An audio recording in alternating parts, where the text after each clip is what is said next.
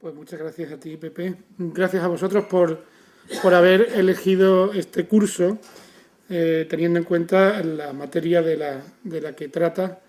Y gracias al Ayuntamiento de Jerez también, que participa junto con la Universidad de Cádiz en la organización de este curso, porque venir a Jerez siempre es una alegría y un placer para la vista y para el cuerpo de cualquiera que se pase un ratito aquí en esta agradable ciudad. Bueno, como veis en vuestro programa, el título de la conferencia es El flamenco ante el mercado de las artes escénicas, y yo quiero centrarme en afianzar determinados conceptos. Hoy no vamos a ver cifras, no vamos a dar datos económicos, en principio, a no ser que vosotros luego queráis que los aportemos, sino que vamos a afianzar conceptos relacionados con el flamenco como producto de mercado. Estamos hablando siempre desde la perspectiva de las artes escénicas. No estamos hablando desde las perspectivas antropológicas o culturales, sino desde la perspectiva de la pertenencia al sector de las artes escénicas. Como decía, vamos a hablar del flamenco como producto de mercado, de las características que tiene el mercado de las artes escénicas, del posicionamiento que el flamenco tiene dentro de ese mercado, y por último yo voy a lanzar alguna idea, alguna opinión. Creo que después de algo más de 20 años en el sector, pues ya me voy a permitir aportar alguna opinión personal al final de mi discurso, a modo de conclusión o de retos que yo creo que debe abordar el sector del flamenco. El sector dentro, ya digo, de su aspecto comercial, de su aspecto de mercado. Pues bien, el título de esta conferencia, El flamenco ante el mercado de las artes escénicas, hoy en este marco nos resulta poco normalizado, cuando hace ya 180 años a nadie le asustaría que hablaran del mercado del flamenco. Os recuerdo que, por ejemplo, en 1747 hay ya referencias en el libro de crónicas de la gitanería de Triana, hay referencias de transacciones comerciales entre artistas provenientes del arrabal ribereño que ofrecían su arte en casas de familias sevillanas para aliviar las largas y tediosas tardes de verano, así lo refleja esa crónica. Y resulta curiosa la redacción de este documento porque aporta datos del tipo de actuación que se daba, de los componentes del elenco, de los instrumentos que se usaban, además del valor económico que tenía, del valor de comercio, del valor de cambio que tenía ese uso que se hacía de una interpretación artística. Es curioso que, por ejemplo, en este caso el protagonista era el baile, según los entendidos, como diría Naranjito de Triana, los sabijondos, al principio fue el baile. Es la manifestación que de alguna manera puede identificarse como lo que luego entendemos por flamenco, y curiosamente sucede porque posiblemente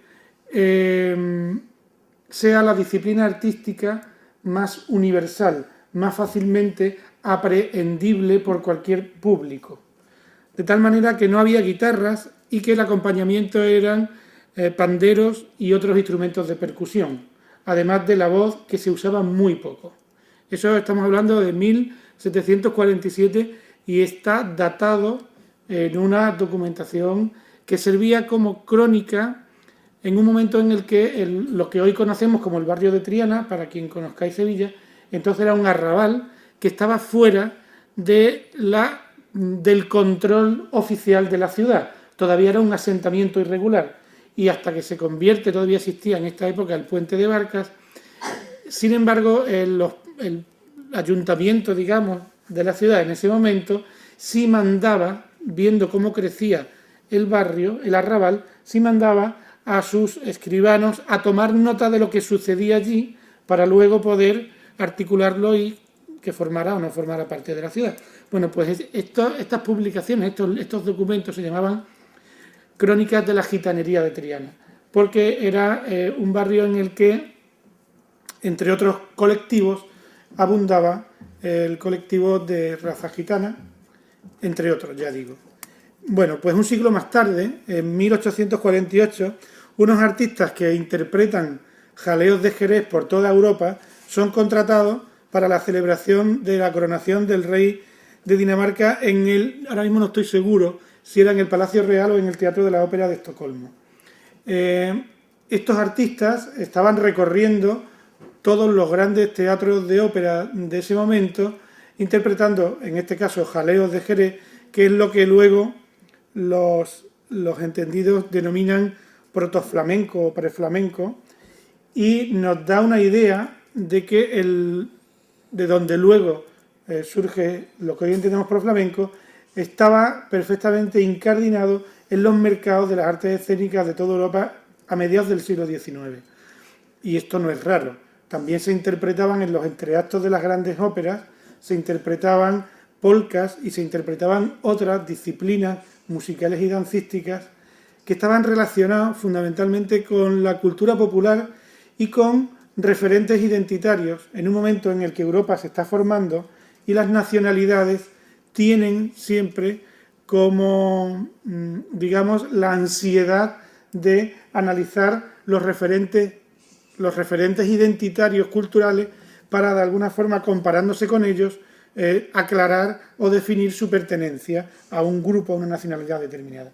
En esa época, ya digo, en todos los grandes teatros de ópera, en los entreactos, se interpretaban danzas y música populares de diferentes partes del mundo. Y el flamenco también estaba ahí, y estaba con carta de naturaleza.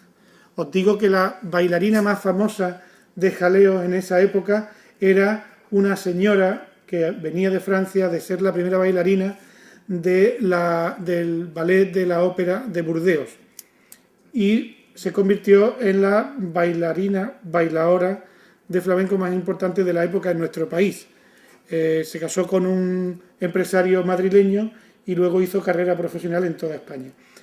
Por lo tanto, con esta introducción nos tiene que servir para ver claramente que el flamenco es un arte escénica, que ha estado sujeta a las normas de ese mercado desde los tiempos en que aún ni siquiera era flamenco, y que por tanto no debe sorprendernos que hablemos de estas cuestiones cuando estamos hablando de flamenco. Hay que concluir que el flamenco, por razones epistemológicas, simbólicas, estéticas, históricas, incluso pragmáticas, es y debe ser considerado un arte escénica, y que además puede compararse, puede parangonarse en todos los aspectos que queramos estudiar con cualquier otra disciplina que podamos incluir dentro de esa categoría. Es decir, que no pasa nada. Hay que compararlo en los aspectos que entendamos necesarios. Como indica el título, existe un mercado de las artes escénicas y el flamenco ha formado parte de él desde mediados del siglo XIX con total normalidad, si bien a lo largo de este tiempo sus relaciones, es decir, las relaciones de mercado que ha tenido el flamenco, han sufrido cambios lógicos como ha pasado en todas las disciplinas a lo largo del tiempo, en algunos casos por causas económicas, como por ejemplo ahora la crisis económica está afectando a todo el mercado de las artes escénicas, también está afectando al mercado. Es decir, los agentes promotores, los agentes que compran, pues tienen una situación que influye en el mercado de una manera determinada. También por causas sociológicas, por ejemplo la emigración de mano de obra, por ejemplo, a la zona del Levante y del este, de la zona oriental de Andalucía, en el momento más importante de las explotaciones mineras, hace que el flamenco evolucione tanto allí como en el resto de la producción de flamenco que se hace. Y el mercado cambia sustancialmente. También podemos hablar de razones urbanísticas que han influido en el mercado del flamenco. Por ejemplo, a final del siglo XIX y principio del siglo XX se modifica el diseño de la traza vial de las grandes ciudades del Bajo Guadalquivir. Es decir, la gente de Jerez, sabéis que toda la zona del centro, que ahora es peatonal, se transforma en esa época. En Sevilla, por ejemplo, la campana, la desecación de la laguna donde se sitúa la Alameda.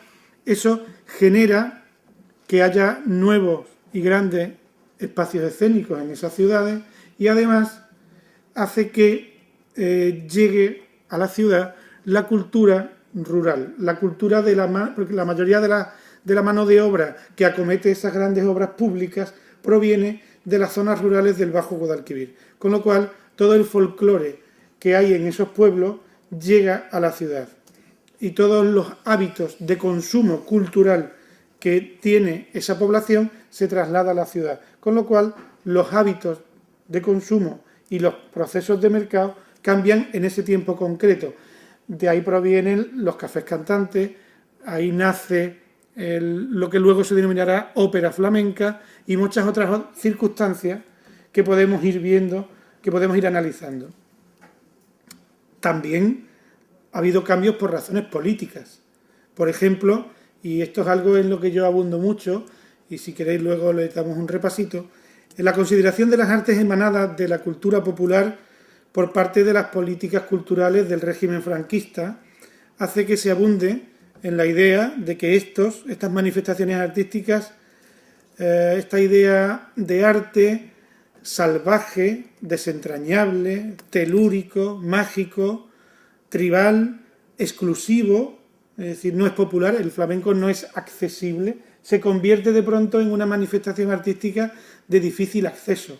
Es el flamenco de cuartito, el flamenco para los cabales, el que solamente se puede apreciar cuando aparece el duende, el flamenco que necesita de una situación intelectual determinada, todo el mundo no puede acceder al flamenco. Esto, que no deja de ser una estrategia de política cultural, condiciona tanto el mercado del flamenco, lo condiciona tanto que incluso hoy veremos, luego lo veremos más adelante, cómo incluso hoy muchos de los defectos de los que adolece, según os contará Pepe a lo largo de estos días, tiene mucho que ver con esa herencia de gestión, de políticas de gestión que ha vivido el flamenco en los últimos 70 años. Luego lo veremos más tranquilamente, pero lo dejo ahí, lo lanzo como todas estas causas sociológicas, urbanísticas, económicas, políticas, han condicionado el desarrollo del mercado del flamenco. Siempre estoy hablando de mercado, no estoy hablando de producción artística. No estamos hablando del contenido, no estamos hablando de las características artísticas del producto, sino del mercado. Muy bien, pues vamos, una vez hecha esta introducción, que os sitúa un poco de qué vamos a hablar, vamos a analizar un poco por encima el flamenco como producto de mercado. Además de estas cuestiones casi históricas, nos vamos a centrar en la consideración de pertenencia a un mercado, de pertenencia a un sector concreto, en este caso el de las artes escénicas. Vamos a analizar someramente las características objetivables de esta industria y de este mercado, puesto que para que haya mercado debe haber productos. Si no hay productos, no tenemos nada que vender. Hasta quien vende especulación ha generado un producto antes, que eran las hipotecas basura, ¿no?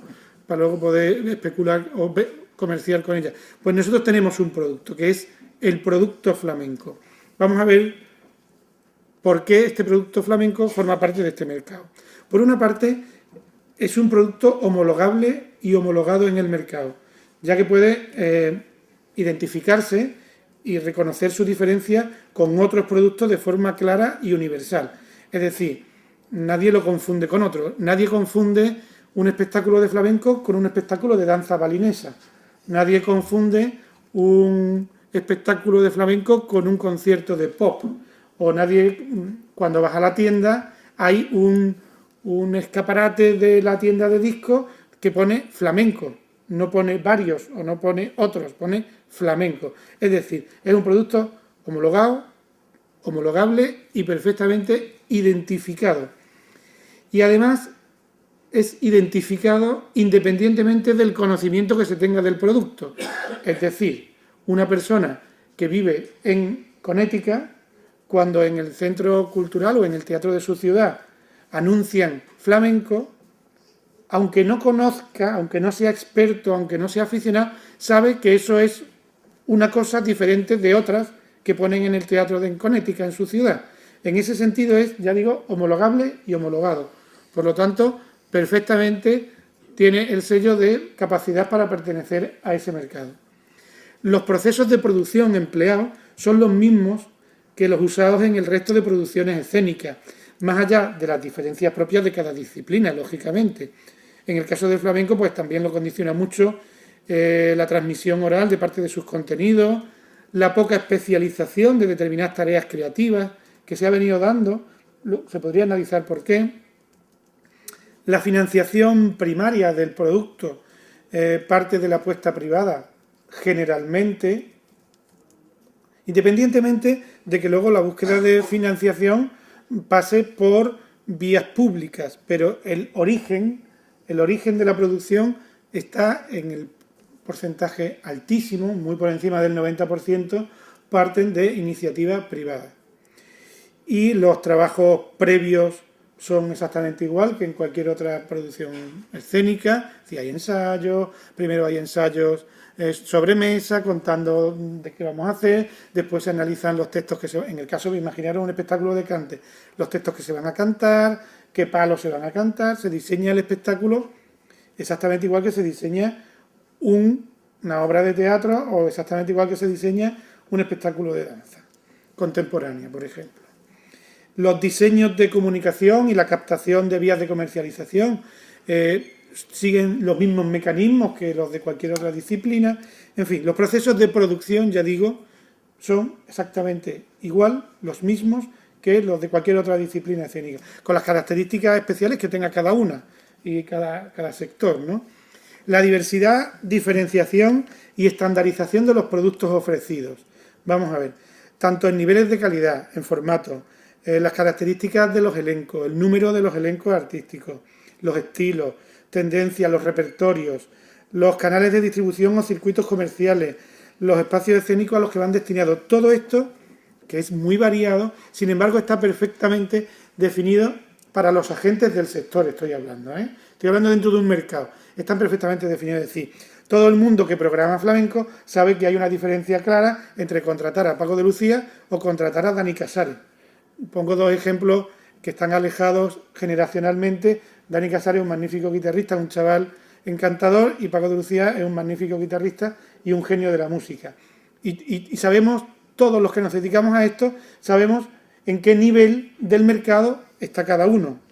O, por ejemplo, sabemos qué diferencias técnicas implica contratar a una gran compañía de baile en comparación con contratar a un espectáculo compuesto por un cantador y un guitarrista.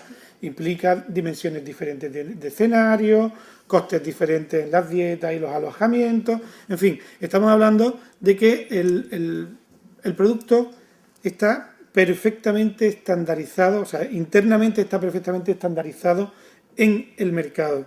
Hay una clara diferencia entre los productos que se ofrecen en un teatro a los productos que se ofrecen en un tablao. No estoy hablando de calidad, estoy hablando de formato y de características del contenido. Bueno, y así sucesivamente, cómo se forma un espectáculo que va a hacer una gira internacional y cómo se produce un espectáculo que va a hacer un circuito de peñas. Pues tiene características diferentes, características de mercado diferentes. Otro punto de este análisis sería los modelos de intermediación. Están perfectamente definidos. Hay fundamentalmente tres modelos. Sería la oficina propia, es decir, el artista o la compañía. A partir de ahora siempre me referiré a compañía cuando hable del artista o de la empresa que pretende poner en el mercado un producto artístico que podamos calificar flamenco. La oficina propia, las oficinas de management o de producción, a veces es lo mismo, a veces no, y los agentes de contratación. Estas tres figuras están perfectamente definidas en el mercado, tradicionalmente además, y pues, funcionan y son eficaces en la medida en que lo sean y son rentables en función de su aventura empresarial. Cada vez más interrelacionadas entre sí y cada vez más abiertas a las relaciones de coproducción y coprogramación con otros agentes de sectores diferentes, tanto en el ámbito público como en el privado. Cada vez más, tanto las empresas de management participan o establecen o intentan establecer relaciones de coprogramación con varios agentes promotores diferentes, en fin. Estas relaciones, como está pasando en todo el sector, se van ampliando y se van diversificando y se van complejizando. Si bien ya digo que los tres modelos están perfectamente claros. Los canales de distribución o redes de distribución son cada vez más extensos y variados, cada vez más permeables y, por supuesto, más internacionalizados. Podemos encontrar red de grandes festivales de flamenco. Estaríamos hablando de Bienal de Flamenco, quizás esté un poco, no fuera así en un nivel inmediatamente superior a Festival de Jerez, la Suma de Madrid, Festival de Nueva York, Festival de Roma, en fin, hay un pool de una red clara de festivales que tienen un formato, digamos, asimilable, homologable y que generan un circuito determinado. Programaciones en festivales de jazz, de danza contemporánea y de world music que habitualmente están participando del mercado del flamenco. Programaciones ordinarias de grandes teatros en todo el mundo, normalmente de promoción privada, y red de academias y escuelas de flamenco en todo el mundo que, aparte de dar sus clases, normalmente organizan algún tipo de acontecimiento escénico a lo largo de las actividades de su transcurso normal del año. Instituciones públicas, os pongo como dato, solamente en Londres hay 120 academias que enseñan flamenco entre sus materias que dan a lo largo de su actuación normalizada. En Rusia hay un poquito más de 106, 107 academias en todo el país que organizan un concurso, un encuentro que llena un teatro de 7.000 localidades, el Crocus City Hall en Moscú.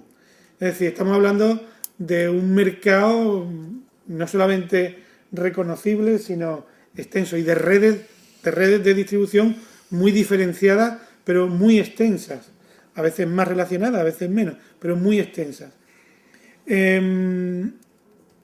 Por otra parte, también las instituciones públicas con acción fuera de nuestras fronteras, como el Instituto Cervantes, muchas embajadas, casas de España o casas regionales situadas en distintos países del mundo, LICEC, SEACE, en fin, las agencias exteriores de los ministerios, a veces utilizan el flamenco como vehículo, como incentivo para entrar dentro de sus actividades, lo cual también genera un mercado con unas características determinadas y para un producto determinado.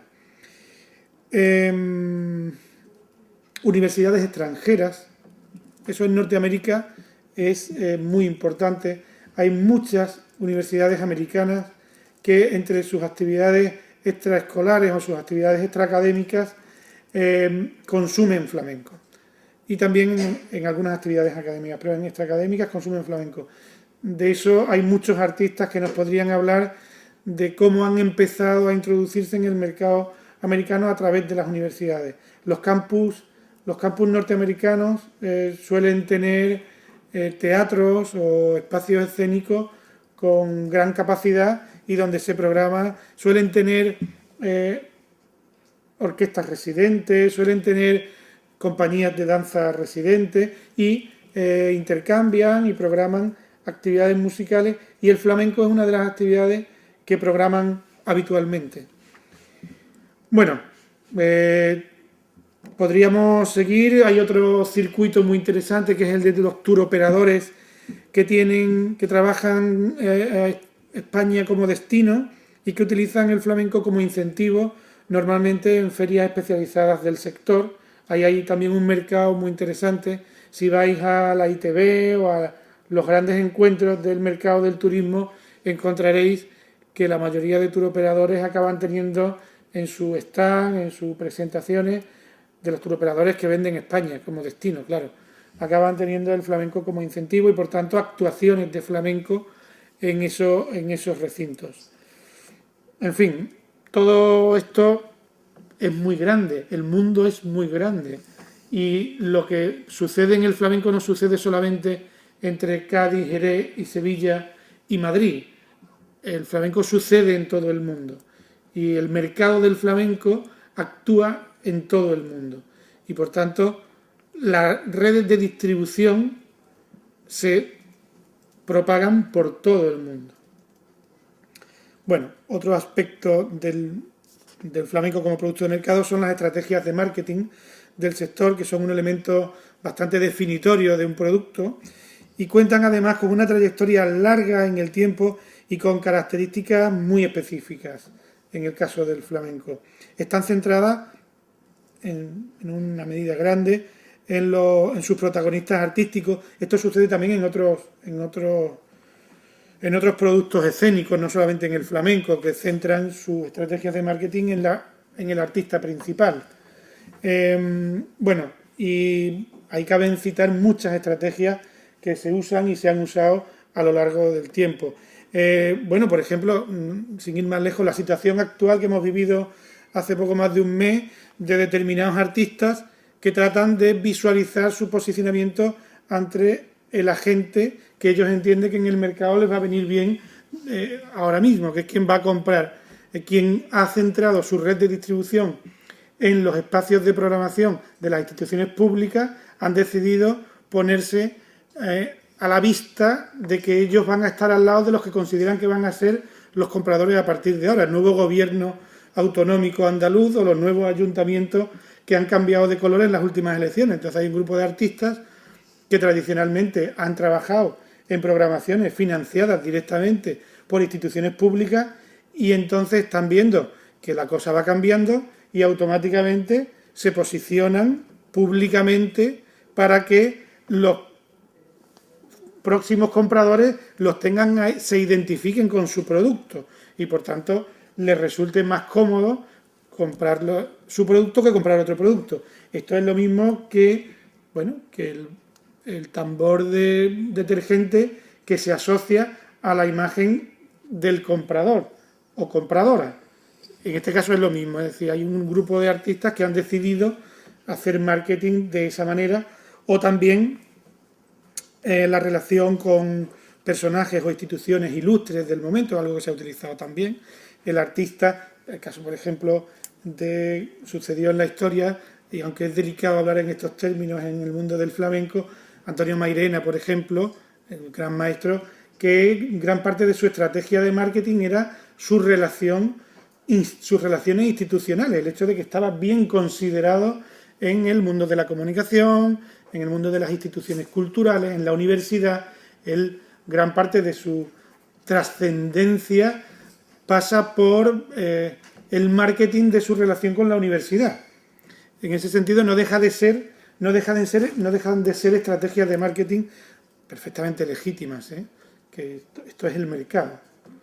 En otros casos se utiliza, por ejemplo, el malditismo, es decir, los artistas que para ser visibles en el mercado, para que su producto sea atractivo, utilizan el discurso de que nadie me quiere, yo soy el artista que es el único, que nadie le ha grabado discos, o incluso el malditismo a niveles más perniciosos, como este es el artista que una vez está bien y cuando está bien es la pera tomatera, pero que es fácil que esté mal, que no tenga su buen día. Eso genera un incentivo en el público que hace que vaya más al teatro. Eso a veces se utilizó con el Gran Camarón, por ejemplo, ¿no? que había que verlo como a Curro Romero. No sabías cómo te lo ibas a encontrar, con lo cual no podías perder la oportunidad.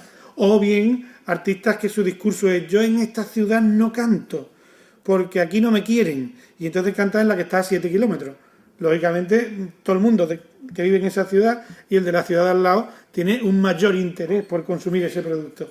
Estas estrategias de marketing pues se utilizan, ya digo, en el flamenco como se utilizan en cualquier otro producto cultural que está en el mercado.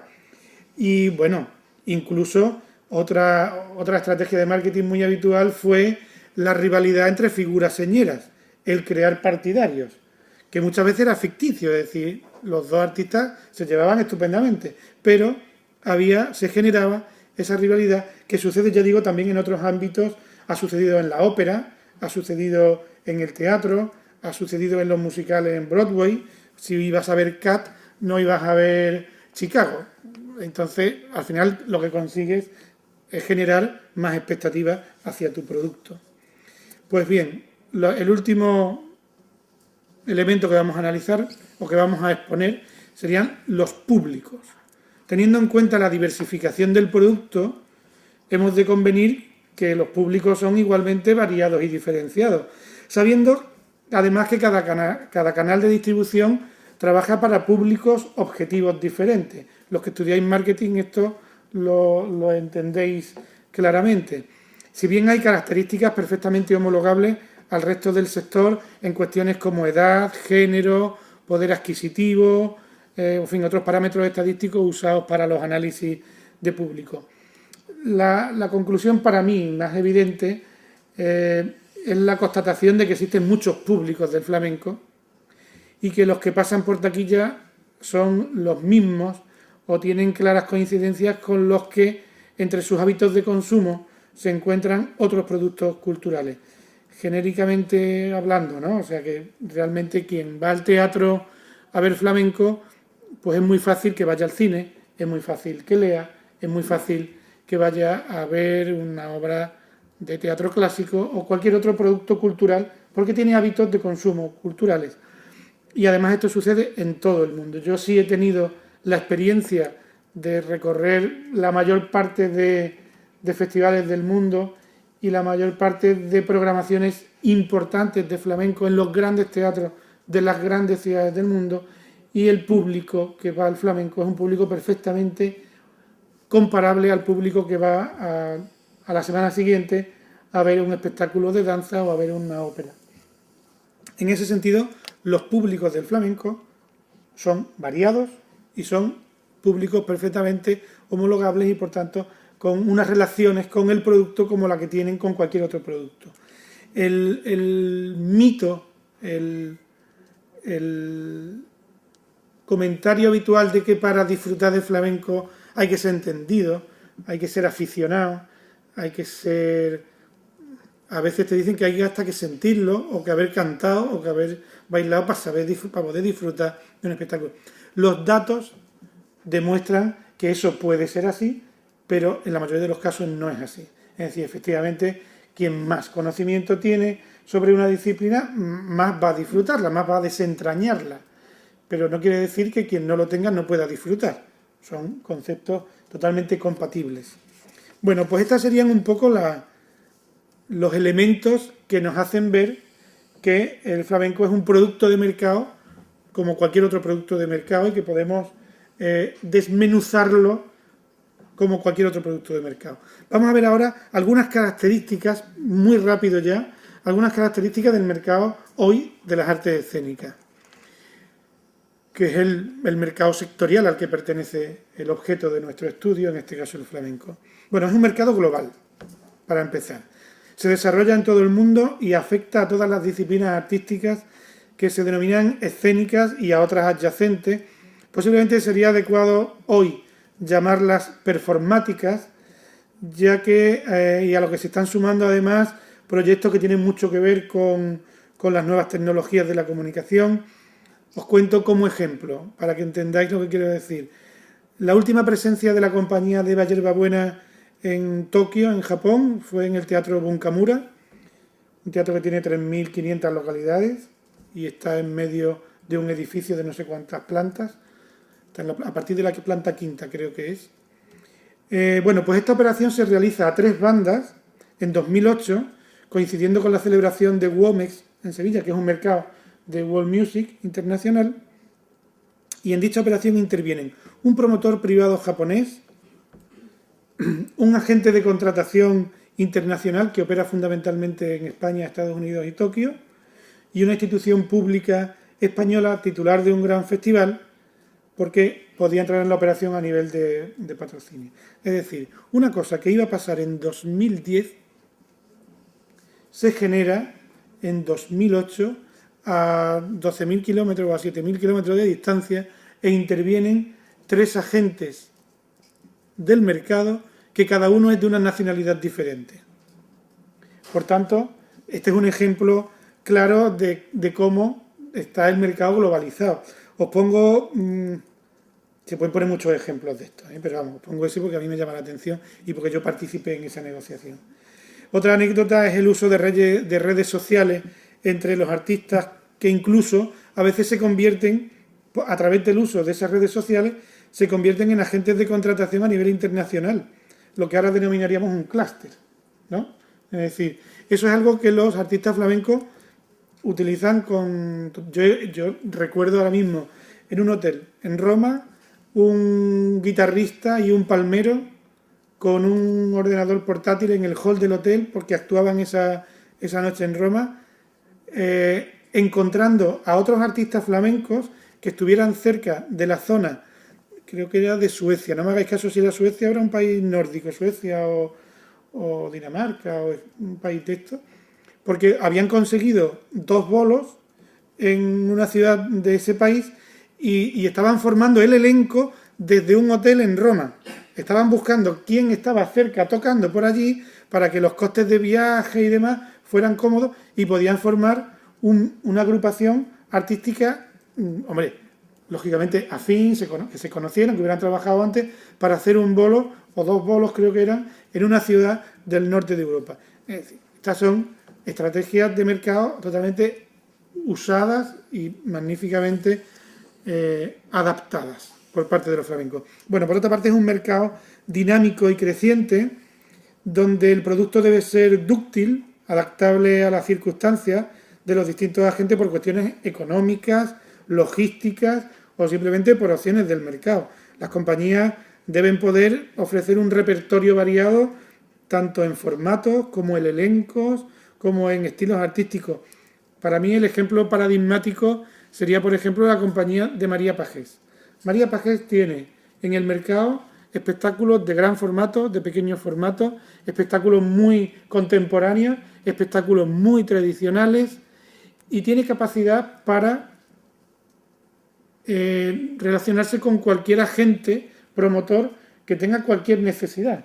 Eso es un trabajo de adaptación al mercado, puro y duro. Otro caso, por ejemplo, es Tomatito, el guitarrista.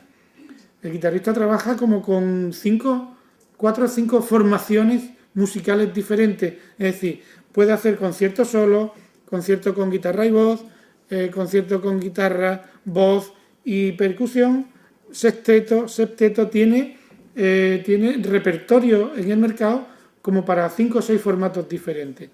Esto le permite acceder pues, a un amplio espectro de agentes promotores.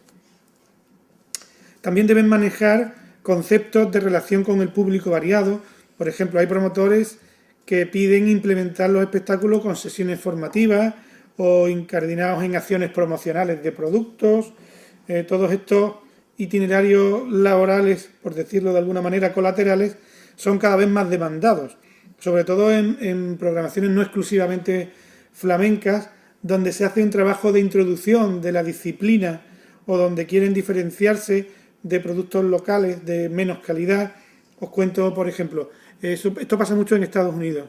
En Estados Unidos, en determinados festivales donde se contratan, donde se programan actividades flamencas, le piden a los artistas que participen, por ejemplo, que hagan una masterclass en el hall del teatro. Porque ellos quieren que la gente se familiarice con ese producto, que saben que funciona en otros sitios y que aquí puede funcionar, y por tanto, si yo hago a mi público más participativo, luego va a consumir más, le va a interesar más. Por otra parte, para que la gente vea la calidad del artista que luego van a ver en el escenario y sepan que lo que van a ver es de primera línea. Y también porque en muchas ciudades que se programa flamenco, se programa porque existe una demanda previa. Normalmente esta demanda previa viene de la mano de las academias, de las escuelas de baile o de cante o musical, y que suelen organizar espectáculos con sus profesores, sus alumnos, que tienen un nivel de calidad interpretativa X, pero que normalmente cuando contratan a un artista de gran nombre, quieren que todo el mundo sepa que el artista que ellos han contratado es de primera línea y por tanto suelen pedirle que participen en actividades muy de relación con el público. Para eso se necesitan formaciones artísticas versátiles, con gran calidad en sus miembros y con buena capacidad de adaptación y compromiso con el proyecto de la compañía. Claro, tú le dices al bailaor de cuerpo de baile, oye, mañana por la mañana te vas a ir al Instituto Cervantes y vas a hacer un meeting with artists, que es una cosa muy típica en el mundo anglosajón, es decir, el artista antes de la función se encuentra con el público para contarle cosas de lo que va a ver en el teatro. Esta fórmula la utilizan mucho los institutos Cervantes, porque además eso son actividades que a ellos les viene muy bien para sus alumnos, es gente interesada en la cultura española y por tanto les permite relacionarse, ya digo, con... Claro, para eso tienes que tener a un artista que tenga ese compromiso y esa capacidad y que tú le digas, no solamente vas a estar en el hotel descansando hasta que llegue la hora del ensayo, sino que además forma parte de la gira pegarte la mañana en el Instituto Cervantes charlando con las personas interesadas en saber algo más de este espectáculo. Bueno, pues eso es algo que pasa en el mercado de las artes escénicas, no es raro. Por ejemplo, en el mundo de la danza contemporánea es muy habitual en programaciones estándar, en programaciones normalizadas, que cada actividad escénica genera al menos una actividad paralela. Es decir, es muy workshop, masterclass, encuentro con profesionales de la ciudad en la que estás, en fin, determinadas actividades complementarias de la pura actividad escénica. Eso es algo que el flamenco también tiene que hacer y hace. Ya os contaré alguna anécdota y ya veréis si lo hace. Bueno, lógicamente, como todo mercado, el mercado de las artes escénicas, el mercado del flamenco es competitivo, tanto internamente, es decir, dentro de los agentes que están en el mercado, como en su relación con otras disciplinas que pugnan por ocupar las mismas redes de distribución. A mí me gusta siempre hablar, en este caso, de lo que todo el mundo habla, de Japón. En Japón el mercado del flamenco es minoritario, pero no solamente es minoritario en relación con el mercado de flamenco que hay en todo el mundo, sino que además es minoritario en relación, en su competencia con otras disciplinas artísticas no japonesas.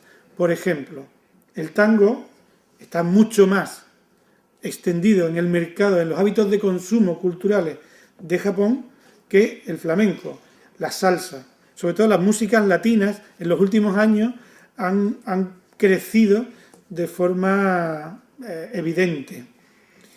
Pero no solamente pasa eso en Japón, también pasa en Estados Unidos. Es más, podríamos decir que en Japón se está perdiendo cota de mercado en los últimos años. De forma no clara todavía, pero no está creciendo el mercado. Es decir, era un mercado que tuvo una incidencia de crecimiento importante en los años 70 fundamentalmente y 80. En los 90 empieza a crecer con menos intensidad y ahora mismo seguramente Pepe de esto nos podría dar explicaciones más profundas en cuanto a cómo funcionan los mercados, y ahora mismo se está en un proceso de estancamiento, esperemos que no de receso, pero sí de estancamiento. Está sucediendo algo parecido en Estados Unidos. También resulta relevante considerar el hecho de que la mayor cuota de mercado del flamenco en el mundo hoy se lleva a cabo por el sector privado, en contra de la idea que se acomoda por nuestras tierras y que la medida del éxito y de la presencia futura depende fundamentalmente de los resultados en las taquillas. Eso también se puede ver claramente en los honorarios, en los cachés. Es decir, normalmente los precios del producto, los precios de mercado del producto en nuestro país son ligeramente más altos que ese mismo producto cuando se pone en Francia, en Italia o en otro país, puesto que los elementos que configuran la elaboración de ese honorario, de ese precio, tienen mucho que ver con la rentabilidad directa. Es decir, una actuación, un espectáculo que va a un teatro de 700 localidades y vende 500 localidades o 700 localidades, no puede tener el mismo coste, no puede tener el mismo precio, perdón, no el mismo coste, no puede tener el mismo precio que un espectáculo que puedes programarlo en un espacio de 3.500 localidades, donde con un índice de ocupación medio del sector que anda, en el caso de España, entre el 70 y el 80%, es decir, tú sabes que de 3.000 localidades vas a vender 2.400 a 2.500 y eso te permite trabajar con costes, con precios diferentes. Bueno, pues otra característica reseñable de este mercado es la movilidad. Las compañías deben estar listas para trabajar en cualquier parte del mundo con agilidad, con lo que ello implica de gestión administrativa. Por ejemplo, una compañía que tiene que recorrer 7 países a lo largo de 2 meses debe tener perfectamente agilizados y en funcionamiento los mecanismos administrativos necesarios para gestionar los visados para estar en esos 7 países, porque si no, no te puedes quedar a la mitad con la mitad del elenco en un aeropuerto, ¿no? O también las cuestiones de fiscalidad, es decir, tienes que tener capacidad para poder gestionar las relaciones contractuales, las relaciones fiscales que te genera una actividad en países que no son solo de la Comunidad Económica Europea. Tiene también que ver con la disponibilidad del personal, es decir, son giras que normalmente son largas. Luego tu elenco debe estar en condiciones de poder permanecer fuera de su lugar habitual de trabajo durante 2 meses, 3 meses, en fin, el tiempo que dure una gira, por ejemplo. Las relaciones con la producción local en cualquier parte del mundo, es decir, la oficina de producción no es ya, espérate que llame a mi amigo el de la Peña de Cádiz, que seguro que me lo arregla, sino que tiene que tener la capacidad para encontrar proveedores en cualquier parte del mundo. Eso es algo para lo que las compañías flamencas están perfectamente preparadas, aunque a veces nos dé la impresión de que no, y a veces se utilice el marketing de lo artesano, de las relaciones personales, están perfectamente normalizadas. Tú cuando viajas con una compañía de artistas flamencos saben perfectamente cómo llegar a un consulado sin ningún tipo de problema, qué tipo de tratamiento fiscal va a tener la facturación en un país que no sea de la Comunidad Económica Europea, en fin. Y además tienen que adaptarse a la cultura y a la forma de vida del sitio. Os pongo como ejemplo de un artista jerezano que tiene todo el arte, me lo encuentro una noche en Japón y nunca lo había visto allí. Tenía muy buena relación con él, y la sigo teniendo afortunadamente, pero nunca había coincidido con él en Japón. Entonces los saludo, nos vamos a tomar una cervecita después de la actuación y me cuenta que a él en Japón le conocen como Diego Lame. Estoy hablando de Diego Carrasco. El lame es un tipo de comida, es una sopa muy parecida a lo que aquí llamaríamos sopa de puchero, al caldo de puchero. Y entonces la gente del sur, que está habituada a ese tipo de comida, cuando va a Japón, pues por comer cosas que se parecen a las que están habituadas, piden lame, que es una sopa que la verdad que es muy agradable de comer. Y entonces él me decía, a mí ya me conocen como Diego Lame. Ya tenía hasta el apodo de japonés por lo que comía.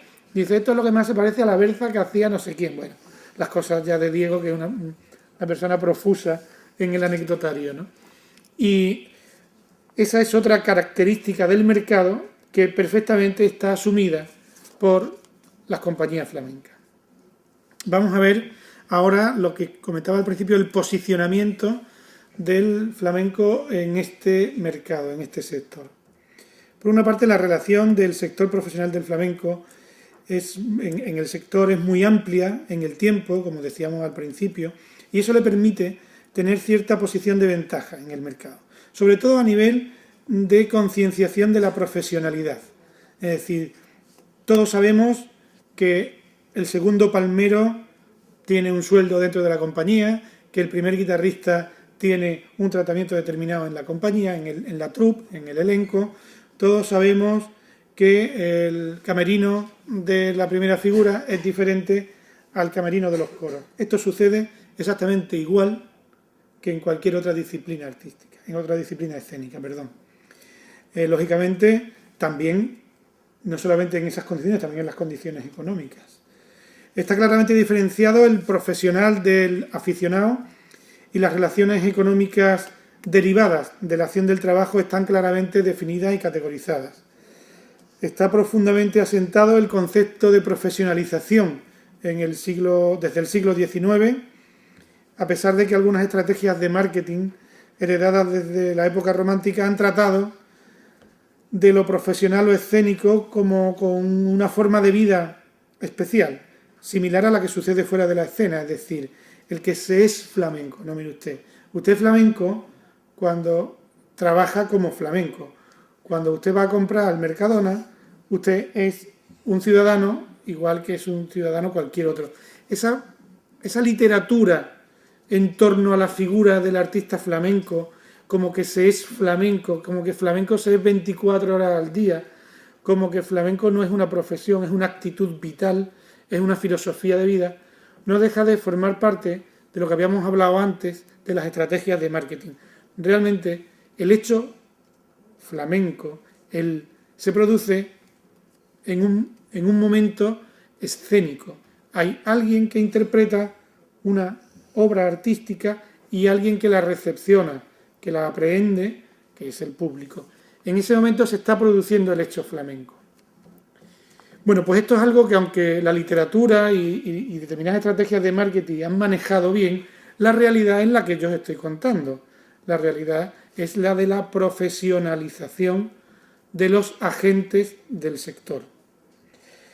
En este sentido, además, el flamenco, posiblemente por esa tradición de profesionalización, es un producto especialmente bien tratado en el mercado. Es un producto que se paga a muy buen precio, en relación con otras disciplinas escénicas. Por otra parte, es decir, no es la disciplina escénica que mejor tratamiento económico tiene en el mercado, pero desde luego no es la que peor tratamiento económico tiene, ni mucho menos. Digamos que está por encima de la mitad de la tabla, por decirlo de forma coloquial. Estaríamos hablando muy por encima de otras disciplinas, de otras disciplinas dancísticas, muy por encima de otras disciplinas musicales, sin ninguna duda. ¿Perdón? Sí, bueno, depende, ¿no? Hay otras, pero muy por encima de la mayoría de las disciplinas escénicas. Otro elemento de posicionamiento en el mercado sería la versatilidad de sus creadores e intérpretes para adaptarse a diferentes registros artísticos, para relacionarse en los procesos creativos con artistas de otras disciplinas y para cambiar de formato de forma natural y casi automática. Resulta esto una ventaja fundamental en su posicionamiento en el mercado. Es decir, es muy habitual ver cómo artistas flamencos colaboran en determinados productos con otros artistas. Pero además no solamente que colaboran, es que realmente participan en sus procesos creativos. Pero esto es algo que no es nuevo, ni siquiera es especial. Es algo idiosincrático de la elaboración artística del flamenco, su origen mestizo a nivel cultural y a nivel estético. En este sentido, no solamente en lo artístico, incluso en los formatos. Os cuento una anécdota con otro artista de Jerez que me pasó hace relativamente poco tiempo. Invitamos a que participen en un programa de radio de emisión nacional, al programa que hace por las mañanas Juan José Lucas en Radio Nacional, que hacíamos un programa desde el río Guadalquivir, es decir, en un barco que pasaba por el río Guadalquivir, que esa era parte de la gracia del invento, y se invita a un grupo de artistas flamencos porque uno de los contenidos del programa era el flamenco. Entonces, una de las cosas que nos propone, o que propone, yo también participo en ese programa, que propone el director del programa, es que al final los artistas que participaban en la entrevista simulen que estamos de fiesta, simulen que estábamos divirtiéndonos.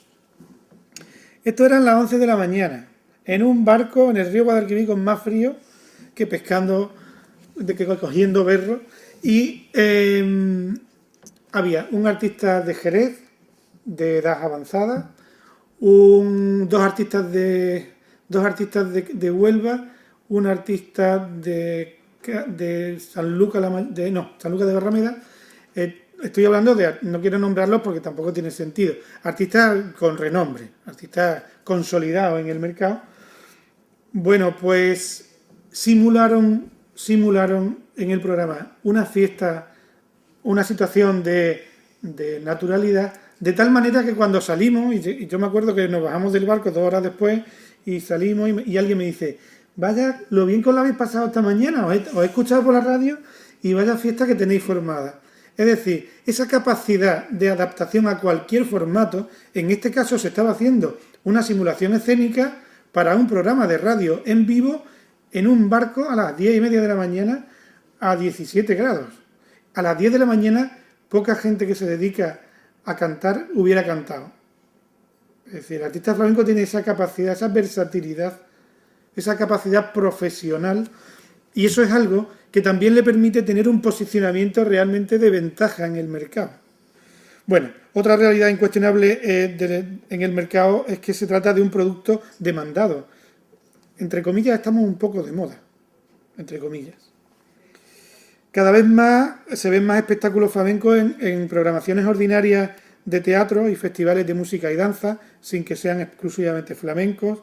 Está creciendo el número de festivales o de programaciones específicas en todo el mundo, sobre todo en Europa y en países con economías emergentes como Brasil, como China, como la zona de Chile, Argentina, que ellos ya están saliendo de su crisis, y realmente eso se está notando que se está abriendo un mercado nuevo, o al menos está creciendo un mercado.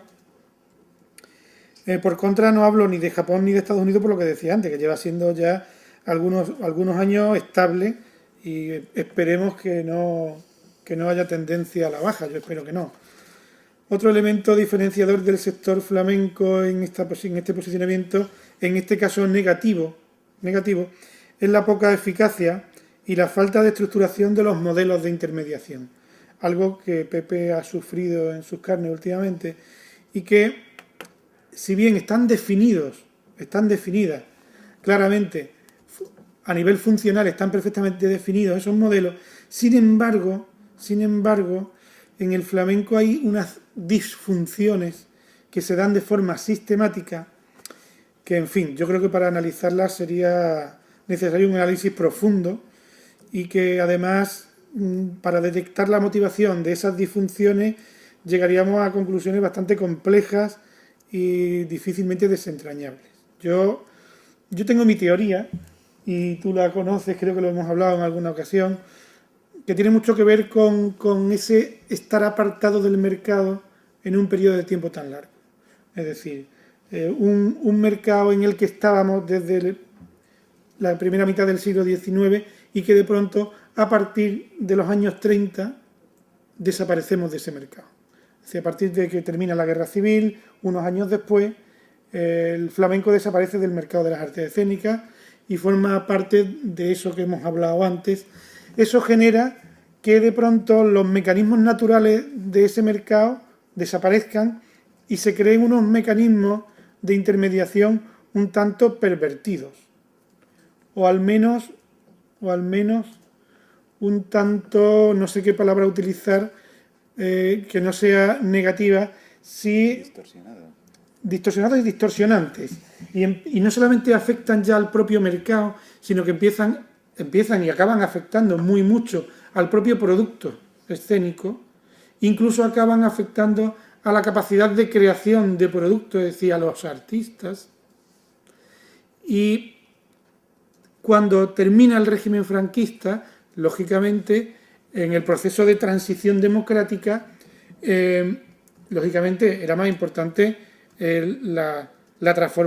determinadas transformaciones iban antes que la transformación del mercado del flamenco. en las prioridades de nuestra vida pública y de nuestra vida económica y nuestra vida social.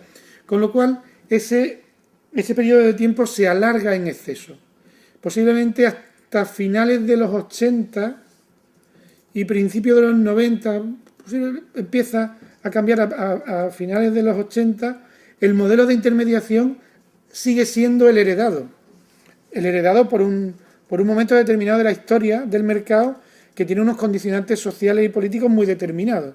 Ya hemos hablado antes de cómo, por ejemplo, situaciones o modificaciones urbanísticas modificaron el mercado a principios del siglo XX, final del siglo XIX. Bueno, pues a final del siglo XX venimos arrastrando una modificación del mercado por causas políticas que le cuesta trabajo quitarse de encima, ¿no? Es una camisa que era casi de fuerza, que para quitársela había que tener mucha habilidad y está costando trabajo. Esa es una de las líneas, una de mis líneas de hipótesis que seguramente tú, con el trabajo que has hecho y con el que hagas a partir de ahora, serás capaz o seréis capaces de desentrañar en la investigación de la Universidad de Cádiz, pero que en cualquier caso sí es un elemento que en el posicionamiento del flamenco en este mercado es negativo, juega en su contra, porque al tener esas disfunciones ahí encuentra dificultades. Pero bueno, yo soy muy optimista y creo que esa disfunción se va a corregir, de hecho ya se está corrigiendo. Cada vez más los agentes del mercado que participan en la intermediación, cada vez más se van pareciendo más unos a otros y esas herencias del pasado reciente van diluyéndose, aunque en fin, todavía queda algo, ¿no? Bueno, pues para concluir, yo voy a plantear algunos retos, no sé si retos, o más bien algunas interrogaciones que yo mismo me hago. El sector tiene ante sí en este momento la oportunidad de posicionarse de forma definitiva en el mercado internacional, posiblemente como nunca lo estuvo anteriormente. Debe tener capacidad de adaptarse a las características de esta nueva realidad del sector, del mercado, y debe ser eficaz a la hora de diferenciar y clasificar sus productos para su distribución, por supuesto, sin rebajar su calidad. El flamenco tiene un valor añadido que le aporta una ventaja casi filosófica, diría yo, en este mercado. Ahora que Occidente vive una gran crisis de valores, no solamente una crisis económica o social, vive una gran crisis de valores, la vieja sociedad europea necesita referentes identitarios, igual que pasó en la primera mitad del siglo XIX. Y es ahí donde una disciplina artística emanada de la cultura popular, ligada a las raíces de nuestro mestizaje como pueblo y basada en un lenguaje universal como son la música y la danza, supone una oportunidad única para todos. Ya estamos viendo la capacidad de influir en otras músicas y a la vez de ser influido, y posiblemente esa sea la capacidad que con más justicia lo hace merecedor de la consideración de patrimonio universal. Realmente podríamos situar el flamenco en la misma posición que tuvo el jazz en el periodo de entreguerra, en el siglo XX, y que luego le supuso al jazz ser la música popular más influyente en la cultura occidental desde ese momento hasta nuestros días. Algo comentaba antes Pepe en ese sentido. Además, todo esto nos aclara mucho la pregunta de si el flamenco es una industria cultural. Claro que lo es. Y aporta económica y socialmente más que ninguna otra disciplina artística en nuestra comunidad, sin ninguna duda. Pero esto es algo que todos sabemos desde hace mucho tiempo ya. No es nada nuevo. Mi pregunta es, ¿por qué se pregunta? Muchas gracias y ahora comentamos lo que queráis.